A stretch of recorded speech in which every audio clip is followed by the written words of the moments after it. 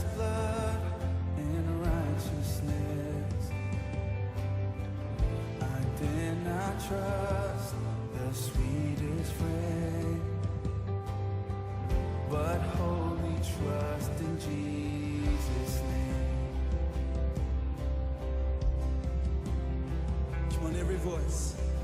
My hope is built on nothing less.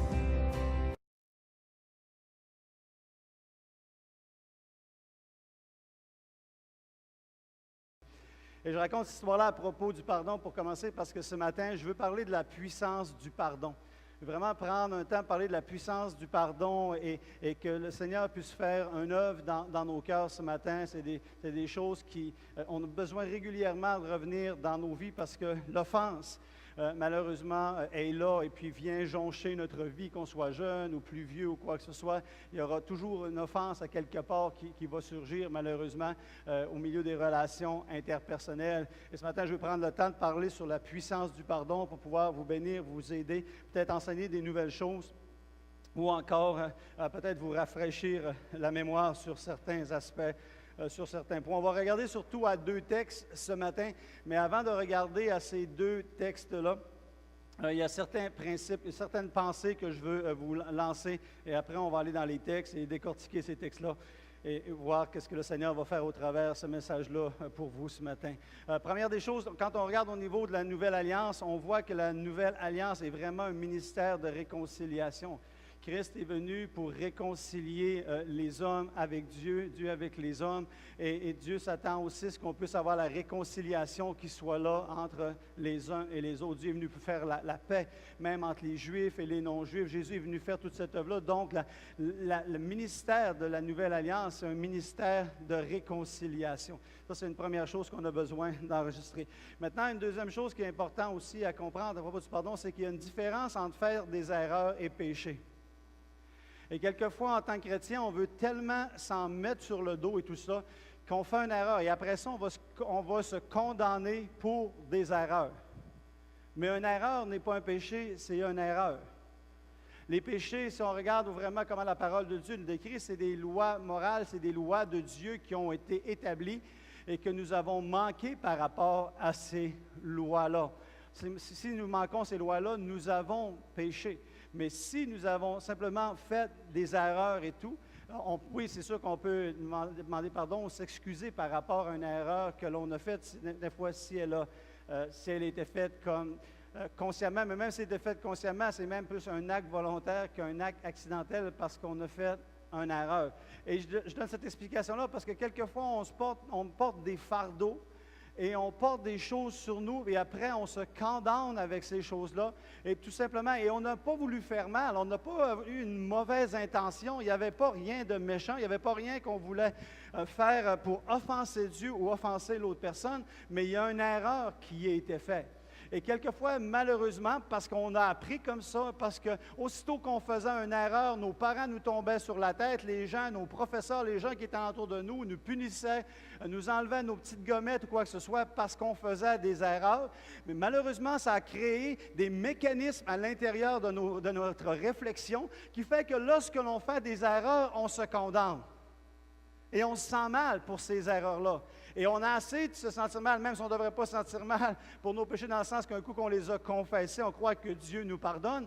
C'est assez d'avoir besoin de confesser nos péchés, de se sentir mal par rapport à ces choses-là, sans rajouter d'être mal à l'aise par rapport à des erreurs qu'on a faites. Y a-t-il, à part de moi, ici ce matin, quelqu'un d'autre qui a déjà fait des erreurs et qui se sentait vraiment mal? Merci de me réconforter que je ne suis pas seul dans cet état d'esprit-là. On a besoin de se libérer de cela. On a besoin de se libérer de cela. Tu fais une erreur, elle doit rester ce qu'elle est. Une erreur. J'ai manqué mon coup, je me suis trompé et tout ça. That's it. C'est même l'atmosphère qu'on a même qu'on travaille dans le groupe de louanges. D'un fois, on fait des erreurs, d'un fois, on se trompe dans des choses. Et puis, on en rit. That's it. On n'est pas en train de faire une dépression parce qu'on s'est trompé, qu'on a manqué une note, on a manqué de rentrer dans un temps ou quoi que ce soit. Et puis, des fois, ça devient juste une blague. Le groupe de musique, j'ai fait 2-3 erreurs au travers des années. Encore, ça fait des années. Puis aujourd'hui encore, le groupe rit de moi. Ben, 2-3, c'est 2-3 marquantes. Il y en a des plus petites, mais 2-3 qui étaient plus grandes. Mais on fait juste... Parce que quoi? C'était une erreur. C'était une erreur. Alors, libérez-vous ce matin de cela. Lorsque vous faites une erreur, considérez-les juste comme une erreur et continuez et arrêtez de vous condamner et marchez dans la paix. L'amertume a un pouvoir de destruction pour nous et les gens qui nous entourent, et cela est causé par un pardon qui est non relâché.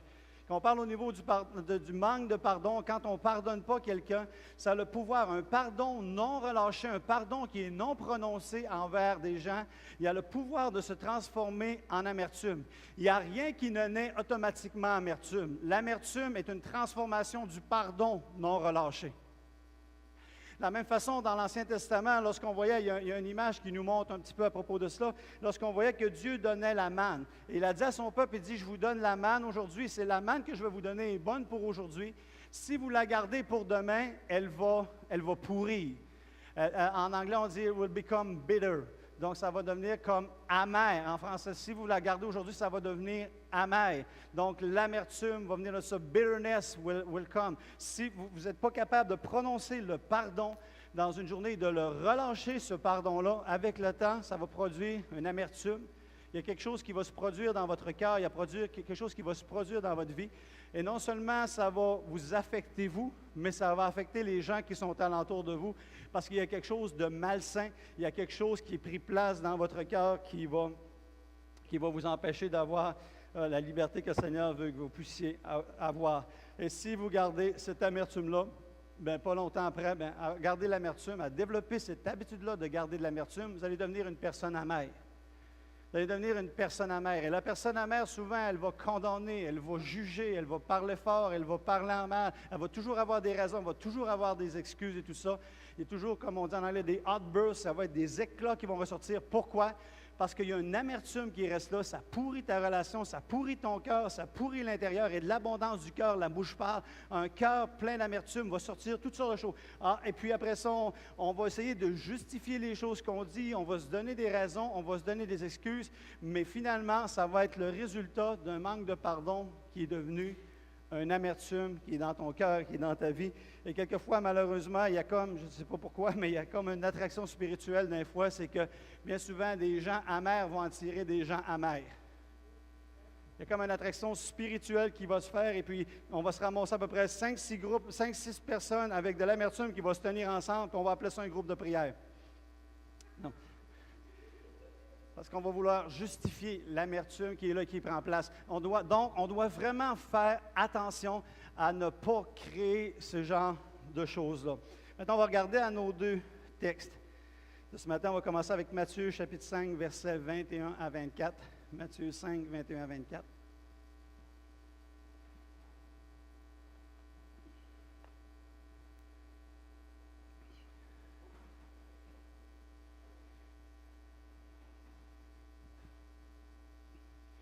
Il dit, vous avez entendu qu'il a été dit aux anciens, tu ne tueras point. Celui qui tuera mérite d'être puni par le juge. Mais moi, je dis que quiconque se met en colère contre son frère mérite d'être puni par les juges, que celui qui dira à son frère « Raka » mérite d'être puni par le Sanhédrin, que celui qui lui dira « Insensé » mérite d'être puni par le feu de la géhenne. Si donc, tu présentes ton offrande à l'autel et que là, tu te souviens que ton frère a quelque chose contre toi, laisse là ton offrande devant l'autel et va d'abord te réconcilier avec ton frère, puis viens présenter ton offrande.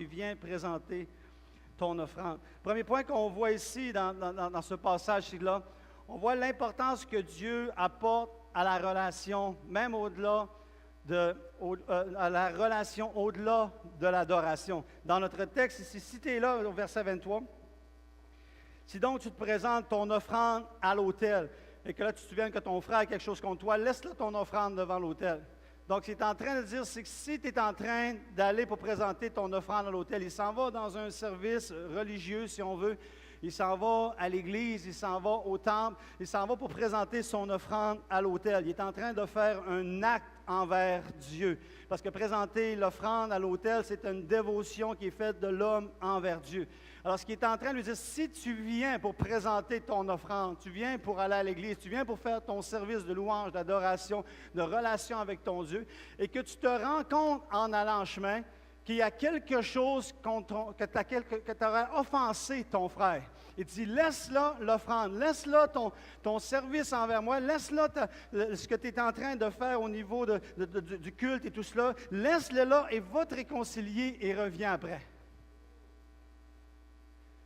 Pour moi, lorsque je lis ça, c'est que le Seigneur est en train de dire que la relation devrait être privilégiée même à ton service. Que ce qui m'intéresse, c'est que tu puisses régler au niveau de la relation avec ton frère ou ta sœur, avec les gens. Et moi, depuis des années, c'est la même chose. J'ai rarement été capable d'aller à l'église. Et dans les premières années où est-ce qu'on s'est mariés, et puis que je n'avais pas encore transformé ma femme pour devenir une bonne épouse, ça m'arrivait souvent... Ça nous arrivait de se disputer. Avec les années, elle s'est améliorée. Mais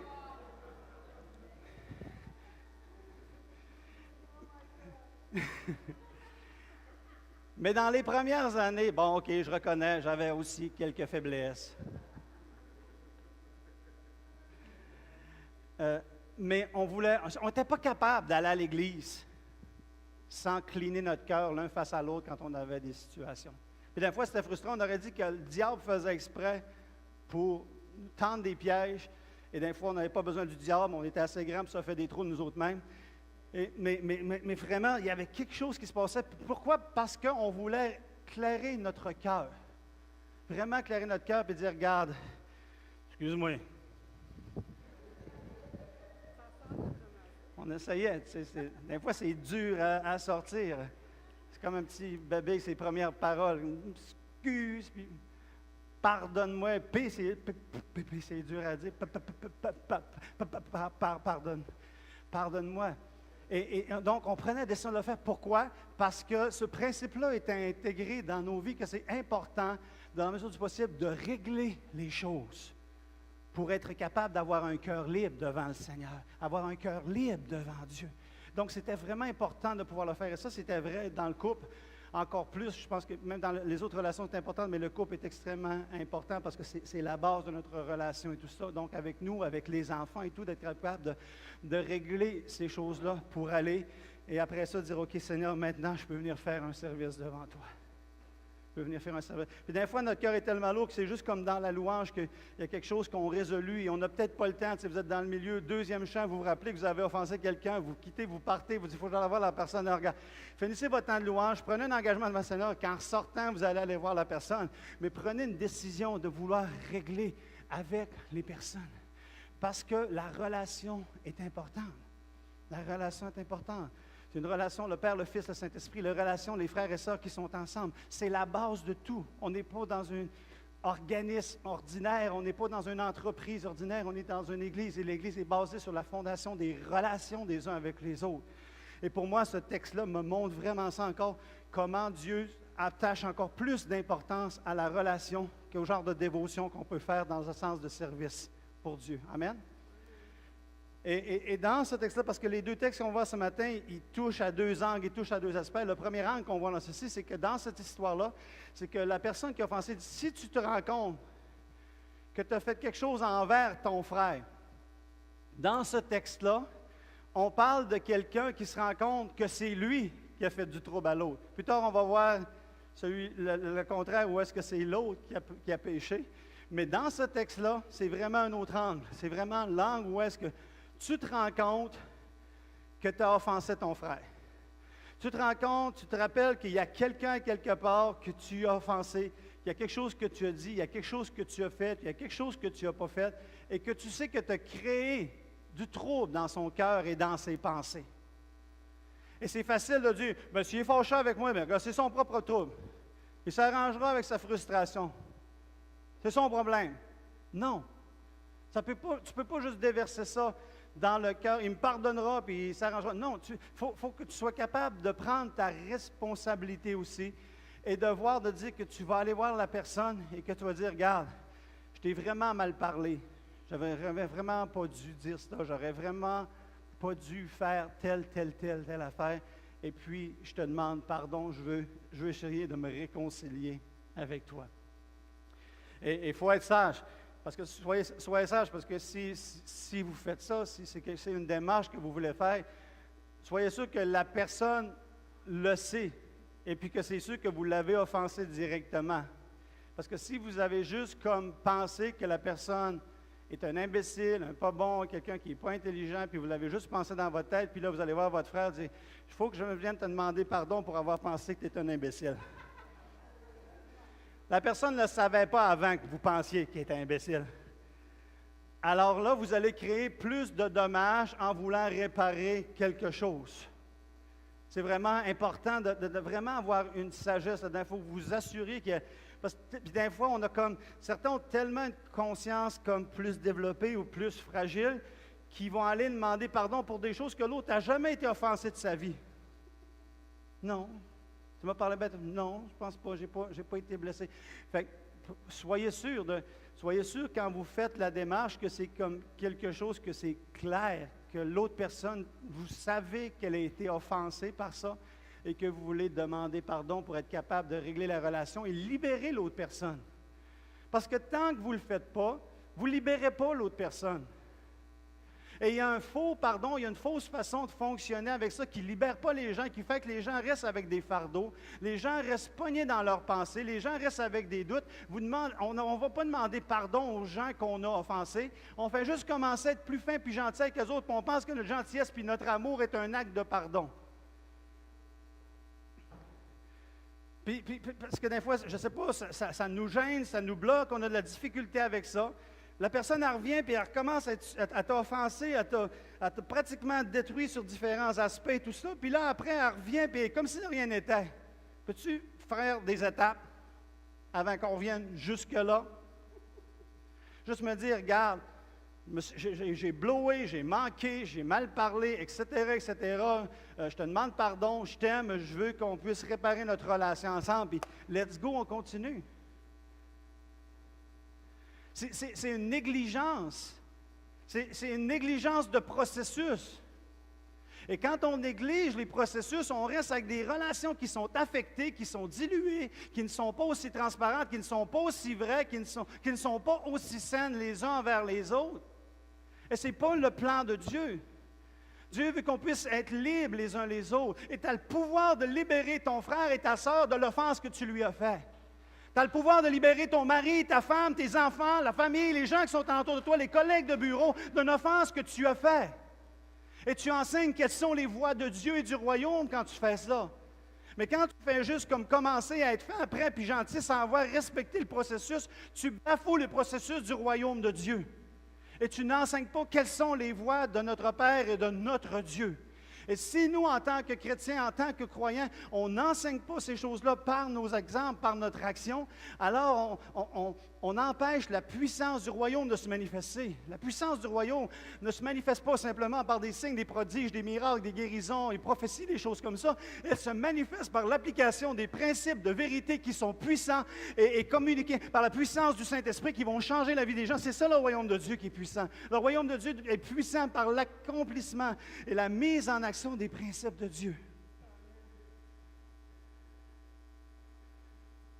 Peut-être on a des devoirs, peut-être dans votre cœur, il y a des choses qui vont ressortir parce que ce matin, ce qui montait vraiment dans mon cœur, le message que je voulais faire en plein milieu de cet été-là, c'était simplement vous aider à vous libérer et à libérer davantage d'autres personnes pour être bien, pour être vraiment libre comme le Seigneur veut que vous puissiez être libre.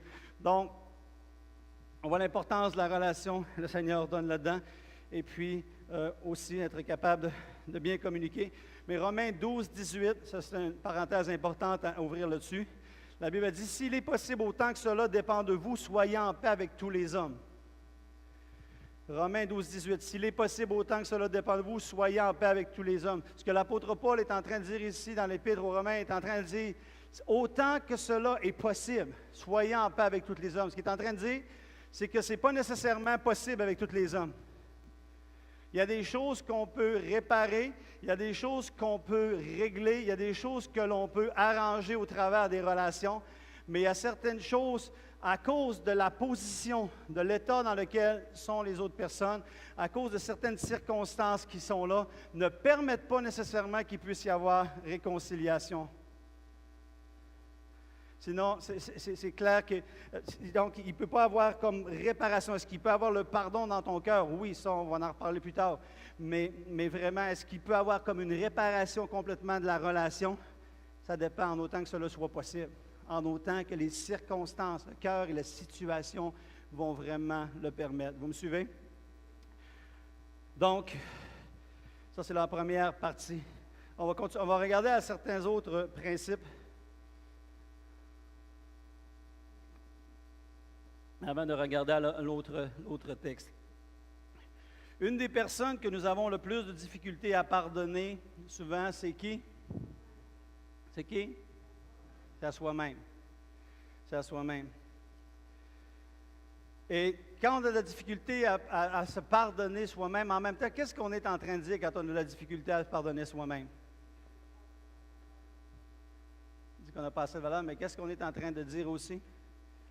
On est en train de dire à Jésus que son sang n'était pas assez puissant et assez fort pour nous pardonner. Seigneur, tu ne peux pas me pardonner.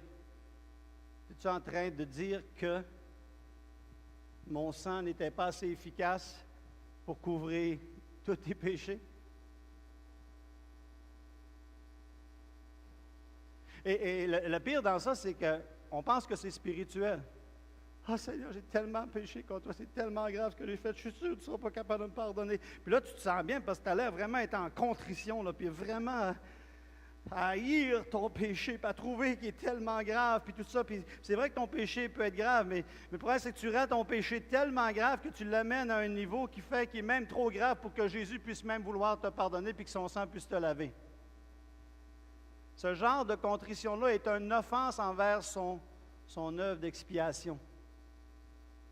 Je sais que mon péché est grave. Je sais que Seigneur, que j'ai manqué. Je sais que j'ai créé du dommage dans ma vie, dans la vie des gens qui sont alentour de moi. Certaines personnes ont été affectées par ce péché-là, Seigneur. Je sais l'ampleur et Seigneur, je suis triste d'avoir commis cela. Je suis déçu d'avoir commis cela, Seigneur. Mais merci que, Seigneur, que ton sang est assez puissant, ton sang est assez efficace pour même ce péché-là le laver. Et je ne garderai pas de condamnation. J'accepte ton pardon, Seigneur. Je reçois ton pardon.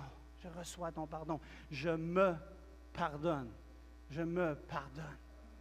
Et là, peut-être les petites voix vont venir dans ta tête à te recondamner. C'était tellement grave, c'était ci, c'était ça. Puis là, tes émotions font que tu te sens tout croche, etc., etc. Mais il faut que tu reviennes à la vérité de la parole qui dit que son sang est efficace pour nous purifier de tout péché. Nous pardonner, nous purifier de tout péché, de toute iniquité. Amen. Quand, au niveau du pardon, quand on demande pardon à quelqu'un nous demande pardon, je pense que c'est important aussi dans le processus de verbaliser l'acceptation du pardon. Donc, quelqu'un me demande pardon. OK, pasteur, je te demande pardon. C'est l'affaire. Alors, moi, après ça, je dis, OK, oui, je te remercie pour demander pardon. J'apprécie beaucoup et puis je te pardonne. Donc, j'accepte ton pardon, je te pardonne et tout ça. Et on ferme la page. On ferme la page. Je pense que c'est aussi une étape qui est importante parce que c'est beau parce que tu dis à l'autre personne, puis même, je pense peut-être que ça nous est déjà arrivé, peut-être à vous aussi, tu arrives, tu parles avec quelqu'un, tu lui demandes pardon, puis là, la personne ne te répond pas. Là, qu'est-ce qu'on a tendance à vouloir faire, à vouloir dire, tu me pardonnes-tu? Oh, oui, je te pardonne. Donc, c'est important aussi de verbaliser et de conclure. Ça complète tout le processus. Dans une résolution de conflit, donc quand il y a des situations conflictuelles à propos qu'on a besoin du pardon, des choses comme ça, il y a un peu comme à la guerre, il y a des règles d'engagement de résolution de conflit. Il y en a 3 rapides que je veux couvrir ce matin. Premièrement, tu ne peux plus utiliser ce que tu as pardonné. Première règle d'engagement, tu ne peux plus utiliser ce que tu as pardonné. On a un conflit ensemble, je te demande pardon, et puis je dis, OK, oui, je t'ai pardonné. 3 semaines après, tu ne peux pas recommencer à sortir la vieille faute. Là, tu m'as fait ça. Puis tu te rappelles-tu, la semaine passée, tu m'as fait semblant, règle d'engagement. Ça, tu me l'avais pardonné, tu n'as pas d'affaire à le ramener dans le décor. C'est pardonné. c'est fini, c'est là, et puis je ne veux pas le ramener dans la plaidoirie. Un peu comme souvent dans les choses de cour. On ne peut pas accuser une personne, même il y a des règles qui sont faites. S'ils sont accusés avec une chose, on le présente les preuves en cours. On ne peut pas après ça, si le culpé reprendre la même cause, reprendre la même chose, puis recondamner la personne. Non, c'est été présenté en cour de justice, c'est fait, c'est réglé à ce moment-là, et on ne peut pas réutiliser. C'est d'ailleurs pourquoi, des fois, les policiers attendent vraiment longtemps pour accumuler beaucoup de preuves, parce que s'ils en prennent juste 2, 3, puis après ça, ils manquent le coup. Ils ne pourront plus utiliser ces autres preuves-là avec les preuves pour être capables de condamner le coupable. Alors, ils vont monter la cause. Des fois, c'est extrêmement long. Les gens se demandent pourquoi ils ne le font pas, parce que ce principe-là, au niveau légal, demande vraiment qu'on ne puisse pas représenter. Bon, de la même façon, dans nos relations, on a besoin de comprendre, et c'est important qu'on puisse régler quelque chose, on puisse faire la demande de pardon et ne pas réutiliser les éléments qui ont été mis dans le passé par rapport à l'action qui était faite. Deuxièmement, le but de la communication n'est pas l'accord, mais la compréhension. Quand on veut régler un conflit, qu'on veut régler une situation avec des gens, bien souvent, on pense que le but de la communication à ce moment-là, c'est d'être en accord. Et si on approche un conflit avec le but d'être en accord, on risque de se tromper. Quelquefois, on peut arriver à un accord, mais quelquefois, même dans la communication, on peut arriver à la fin qu'on est complètement, on est en désaccord. Donc, le but de la communication pour régler une situation, c'est de se comprendre. C'est la compréhension et non pas l'accord. Oui, on peut chercher l'accord, comme j'ai dit, mais le but est de vraiment chercher à se comprendre. Moi, je pense ça, toi, tu penses ça. On essaye de se comprendre et tout. Pas d'être nécessairement d'accord, peut-être oui, des fois d'accord, peut-être non, mais à la fin de la journée, dire, regarde, moi, c'est ce que je pense que c'est comme ça d'avoir fait, puis l'autre pense les choses. On est-tu d'accord? Oui, on est d'accord sur une chose, c'est qu'on se comprend toutes les deux, mais on est d'accord qu'on n'est pas d'accord. On se retrouve à être d'accord qu'on n'est pas d'accord. Donc, pour régler une situation, parce que si, une des raisons pour lesquelles c'est comme ça, c'est parce que si on approche quelqu'un avec l'idée d'être en accord, si j'approche quelqu'un avec l'idée d'être en accord, c'est que j'approche la personne en voulant lui faire réaliser que c'est moi qui ai raison et elle a la tort. Parce que c'est rare que je vais approcher quelqu'un que j'ai un conflit avec pour essayer d'aider l'autre personne à ce que je puisse me rendre compte que c'est moi qui est en tort. En général, on veut convaincre l'autre personne. Et quand on fait ça, on met l'autre personne directement sur la défensive. La personne se ferme et ça coupe le canal de communication, ce qu'on est capable d'avoir une bonne communication. Voici ma position, voici ce que je pense, voici qu'est-ce qu'il y en est, voici comment je me suis ressenti. Toi, qu'est-ce qu'il y en est? Et les deux personnes communiquent ensemble et après qu'ils ont fait la communication ensemble, qu'ils ont parlé, ils peuvent arriver à un accord ou encore ils peuvent arriver avec un accord qui ne sont pas en désaccord, avec un accord qui ne sont pas en accord.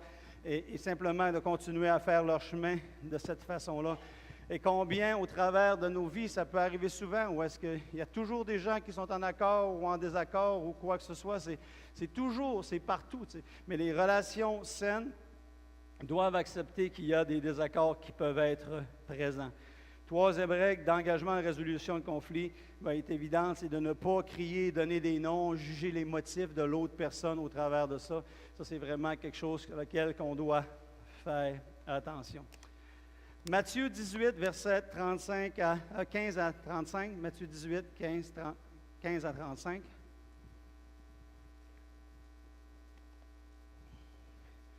On va regarder un autre texte qui, là, va plus parler de langue, que c'est quelqu'un qui a péché contre nous. À partir du verset 15. « Si ton frère a péché, va, reprends-le entre toi et lui seul. S'il t'écoute, tu as gagné ton frère. Mais s'il ne t'écoute pas, prends avec toi une ou deux personnes afin que toute l'affaire se règle sur la déclaration de 2 ou 3 témoins. S'il refuse de les écouter, dis-le à l'Église. S'il refuse aussi d'écouter l'Église, qu'il soit pour toi comme un païen et un publicain. Je vous le dis en vérité, tout ce que vous lirez sur la terre sera lié dans le ciel, et tout ce que vous délirez sur la terre sera délié dans le ciel. Je vous dis encore que si 2 d'entre vous s'accordent sur la terre pour demander une chose quelconque, elle leur sera accordée par mon Père qui est dans les cieux. Car là où 2 ou 3 sont assemblés en mon nom, je suis au milieu d'eux. Alors Pierre s'approcha de lui et dit, « Seigneur, combien de fois pardonnerai-je mon frère lorsqu'il péchera contre moi? Sera jusqu'à 7 fois. » Jésus lui dit, « Je ne te dis pas jusqu'à 7 fois, mais jusqu'à 70 fois 7 fois.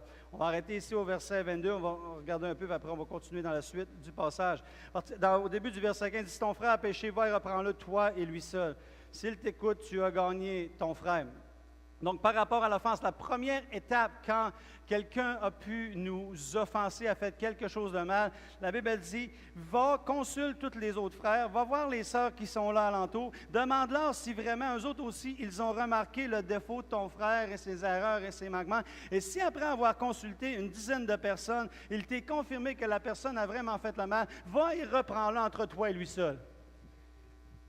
Ça, c'est la Bible pécheresse amplifiée. Mais la vraie version ne dit pas ça. La vraie version dit, si ton frère a péché, va et reprends-le entre toi et lui seul. Elle ne dit pas d'aller consulter les autres, d'aller parler avec les autres, d'aller voir si vraiment c'est vrai que l'autre est dans le tort. Elle ne va pas voir l'autre et dire, prie pour mon frère, il y a vraiment un grave problème. Prie pour mon frère. Dis-le pas à personne, je te le dis juste pour que tu puisses prier. Non. S'il y a quelque chose, il y a un péché, il y a une offense qui est là entre toi et ton frère, c'est demande un exercice qui est quand même assez fort, mais c'est un exercice de juste avale et puis va parler avec ton frère. Et si tu penses que tu ne veux pas y parler présentement, ça ne tente pas pour différentes raisons, juste attends et prie. Mais un jour ou l'autre, ce sera à toi d'aller premièrement entre toi et lui seul. S'il t'écoute, tu as gagné ton frère. Donc après, il y a une offense, il y a quelque chose, il y a un péché qui a été commis. Ce n'est pas juste une erreur, mais c'est un péché qui a été commis, il y a quelque chose qui a été fait, qui t'a blessé et tout. Va et reprends-le. Puis s'il t'écoute, tu as gagné ton frère. Quel est l'objectif ici? C'est gagner ton frère. L'objectif, c'est de gagner ton frère. L'objectif, c'est de restaurer la relation avec ton frère. L'objectif, ce n'est pas de lui démontrer qu'il avait tort, puis qu'il t'a fait du mal, puis qu'il te demande pardon pour régler ses problèmes avec toi. Non, l'objectif, c'est de gagner ton frère. Vous vous rappelez tantôt la relation, l'importance de la relation? Encore là, il m'a offensé, mais je veux gagner mon frère. Je veux essayer de parler avec lui. Je veux essayer de voir, puis s'il m'écoute, tant mieux. S'il ne m'écoute pas, si la situation s'envenime, puis ça n'avance pas, verset 16, on continue dans le processus. Mais s'il ne t'écoute pas, prends avec toi une ou deux personnes, afin que toute l'affaire se règle sur la déclaration de 2 ou 3 témoins. Là, tu vas chercher une ou deux personnes pour dire, OK, là, j'essaie de régler le conflit avec la personne. Ça ne marche pas. Il faut que j'aille chercher une ou deux personnes. Puis quand tu vas chercher une ou deux personnes, ne va pas nécessairement chercher ton père et ta mère. Parce que ton père et ta mère, ils vont prendre pour toi. Possiblement. Ce que je veux dire, le point est celui-ci. C'est que quelquefois, on a pris ce passage-là, puis d'un fois, on l'a fait avec erreur. Mais que quand on va chercher un ou deux témoins, on s'organise pour aller chercher un ou deux témoins qu'on sait qu'ils sont d'accord avec nous autres à 100 pour aller pogner l'autre. Alors que la réalité, c'est qu'on devrait aller chercher un ou deux témoins que les deux respectent, qui jouent comme un genre de rôle médiateur, où la personne dit « Hey, on a un problème entre moi et lui, là, puis moi, je te respecte, tu as une bonne opinion. Je sais que tu vas être capable d'être objectif, puis lui, il te respecte aussi. Puis les deux, oui, je le respecte, il a une bonne opinion, parfait. Il va nous aider, voilà, puis il va parler entre nous autres, puis il va nous aider à régler la situation. Pourquoi? Parce que le but, ce n'est pas d'aller chercher comme quelqu'un qui va confirmer que toi, tu as raison pour planter l'autre. Mais le but encore, c'est d'être capable de trouver quelqu'un qui va faire preuve d'une objectivité pour être capable de régler la chose. Pour qu'à la fin de la journée, on arrive à être d'accord vraiment ou d'accord d'être dans un désaccord comme on l'a vu tout à l'heure. Vous me suivez? Donc, c'est important, si on arrive dans des relations, dans des situations qui sont comme ça, de trouver quelqu'un qui est de confiance, médiateur, qui vient, qui nous aide à régler les choses. Après, il continue, s'il refuse de les écouter, dis-le à l'Église, s'il refuse aussi d'écouter l'Église, qu'il soit pour toi comme un païen ou publicain. Les païens publicains étaient souvent vus comme des gens qu'on avait besoin de gagner, des gens avec lesquels on démontre encore de l'amour. On démontre encore de l'amour. La relation est un peu brisée, mais on démontre encore de l'amour. L'amour était appelé à être... Dieu voulait qu'on donne l'amour envers les publicains, envers les païens, envers tout le monde. Donc, si tu ne réussis pas à avoir une relation, ta relation est comme perdue, tu as essayé, et tout ça de régler, tu as essayé avec des témoins, et tout ça, mais tu arrives à un point où ça ne marche pas. Bien, regarde, ta relation est changée avec la personne, mais garde l'amour. Et après ça, il continue dans le passage en disant que Pierre va lui demander, Seigneur, combien de fois je vais pardonner mon frère lorsqu'il péchera contre moi, sera jusqu'à 7 fois. Puis Jésus dit, je ne te dis pas jusqu'à 7 fois, mais jusqu'à 70 fois 7 fois. Et la clé et la pensée en arrière de tout ça, c'est que par rapport au conflit, encore une fois, on voit que Dieu attache tellement d'importance à la relation qu'il veut qu'il puisse y avoir un processus. Un processus qui soit là. Et dans la fin du texte, avec quand Pierre lui relance l'idée de jusqu'à combien de fois je vais le pardonner. Alors, ce que Jésus est en train de dire, c'est que regarde, tu vas arriver dans ce point-là, puis même si la personne vient dans un point, ce qui est comme un publicain ou un païen, toi, reste toujours avec un cœur ouvert pour le pardon. Toi, reste toujours avec un cœur ouvert pour la restauration de la relation. C'est exactement ça que Jésus est en train de relancer à l'apôtre Pierre. Donc, c'est exactement ça que Jésus est en train de lui proclamer. On va continuer à partir du verset 23. C'est pourquoi le royaume des cieux est semblable à un roi qui voulut faire rendre des comptes à ses serviteurs. Quand il se mit à compter, on lui amena un qui devait 10 000 talents, comme il n'avait pas de quoi payer. Son maître ordonna qu'il fût vendu, lui, sa femme, ses enfants, et tout ce qu'il avait, et que la dette fût acquittée. Le serviteur se jeta en terre, se prosterna devant lui et dit, « Seigneur, aie patience envers moi, et je te paierai tout. » Ému de compassion, le maître de ce serviteur le laissa aller et lui remit la dette. Après qu'il fut sorti, ce serviteur rencontra un de ses compagnons qui lui devait 100 deniers. Il le saisit et l'étranglait en disant, « Paie ce que tu me dois. » Son compagnon se jeta en terre, le suppliant en disant, « Aie patience envers moi et je te paierai. » Mais l'autre ne voulut pas et il alla le jeter en prison jusqu'à ce qu'il eût payé ce qu'il devait. Ses compagnons, ayant su ce qui était arrivé, furent profondément attristés.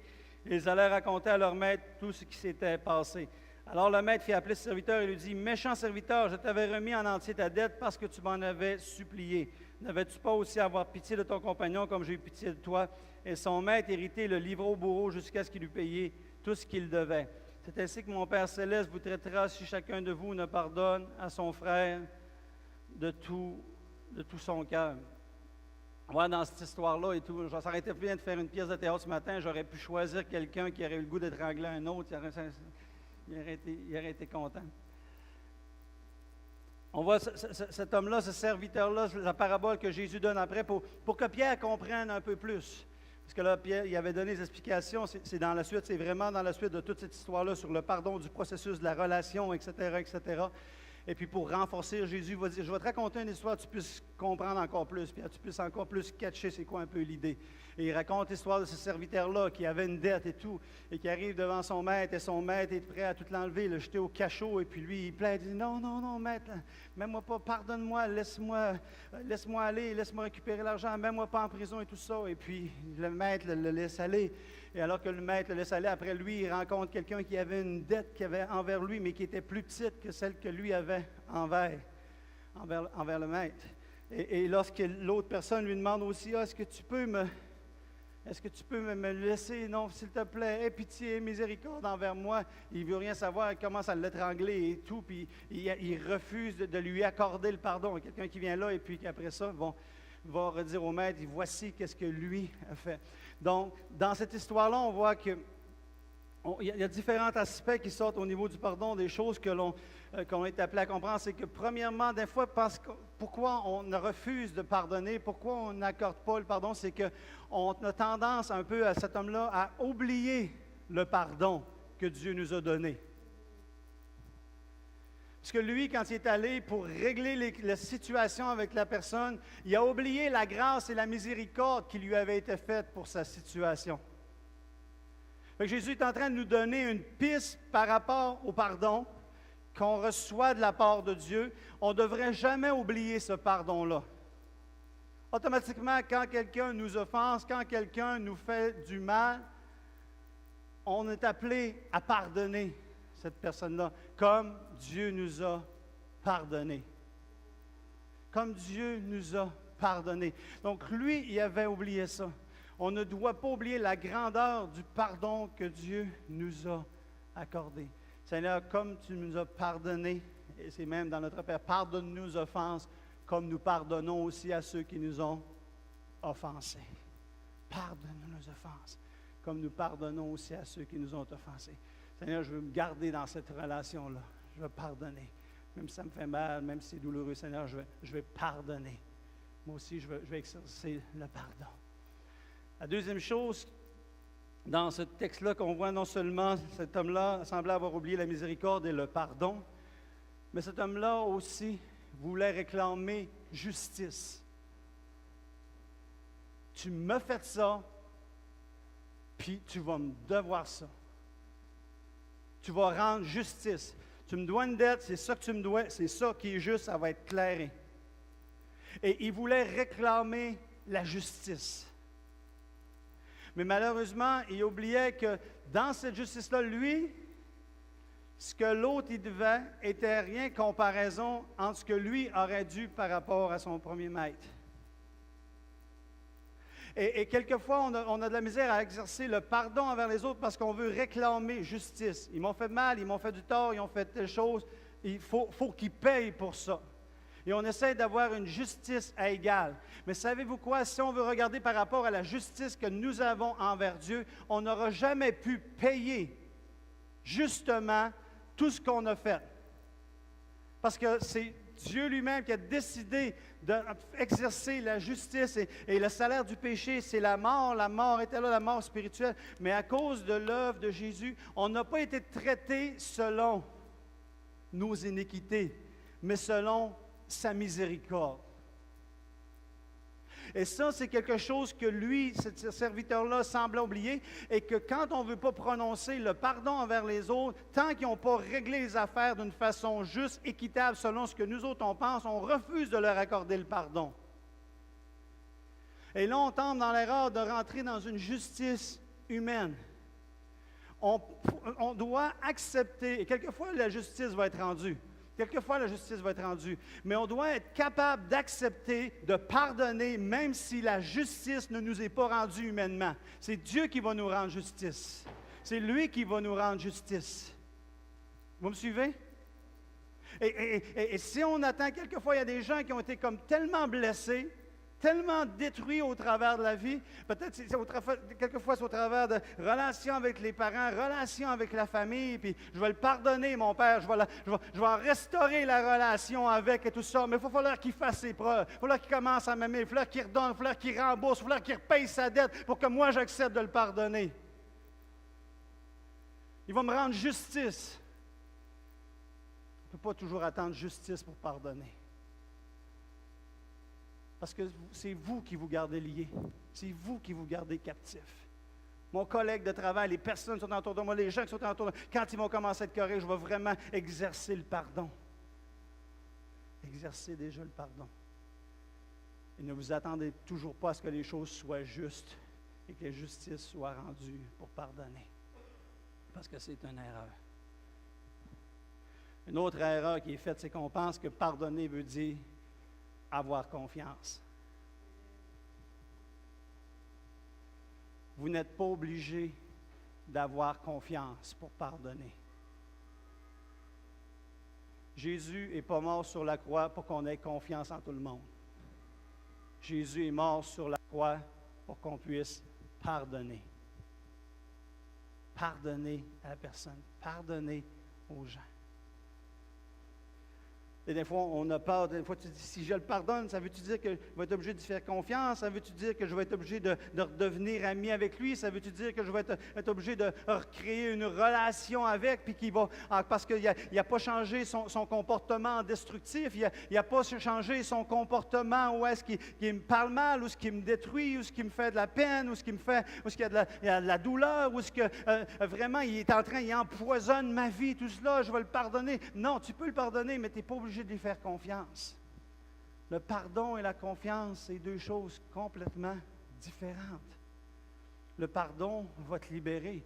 Le pardon peut libérer l'autre personne en partie. Maintenant, après ça, tu dois avoir une sagesse au niveau de la relation, au niveau de la relation, au niveau de la confiance qui peut se regagner, se retravailler avec le temps. Et ça dépend toujours. Il y a des offenses, il y a des comportements, il y a des choses que c'est comme un pattern, une routine qui vient constamment. Ça fait que quand quelqu'un est dans cette position-là, c'est beaucoup plus dur de lui faire confiance tant que tu ne vois pas des fruits dignes de la repentance ou du changement qui s'est opéré dans sa vie.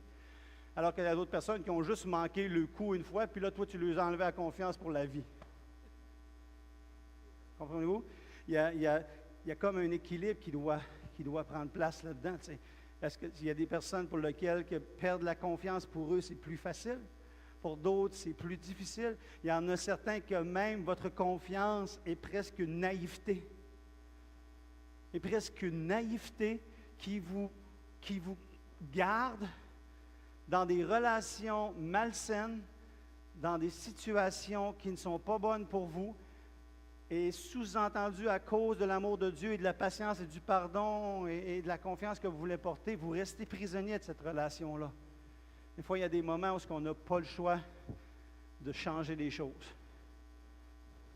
Je te fais confiance, mais je te fais confiance de loin. Dans d'autres relations, les choses peuvent être différentes. Vous me suivez avec ça? Et quelquefois aussi, on ne veut pas pardonner l'autre parce qu'on veut continuer de justifier nos actions. Ce que je veux dire par là, c'est que la personne vous a offensé, mais vous autres, vous avez manqué votre coup aussi. Fait que si vous le pardonnez, ça va complètement invalider vos actions. Ça va vous mettre dans une position où vous-même, vous allez avoir besoin de reconnaître que vous autres, vous avez des torts aussi là-dedans. Fait que ça ne vous tente pas de pardonner parce que ça va vous condamner en même temps. Ça va vous mettre dans une position où vous avez manqué votre coup. Mais là, il faut arriver dans cette position où est-ce qu'on est capable d'avoir la relation avec l'autre. Regarde, je te pardonne pour ça, mais je reconnais que telle action, tel geste, telle chose que moi j'ai faite aussi, les positions que j'ai prises, les décisions que j'ai prises en lien avec ça, ben c'était pas correct. C'était pas correct non plus. Un dernier point. Je vais demander peut-être d'autres, peux-tu venir au piano, s'il te plaît?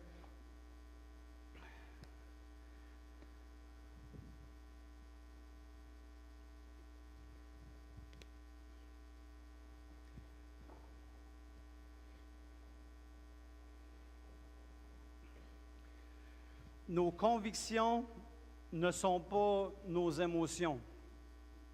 Nos convictions ne sont pas nos émotions.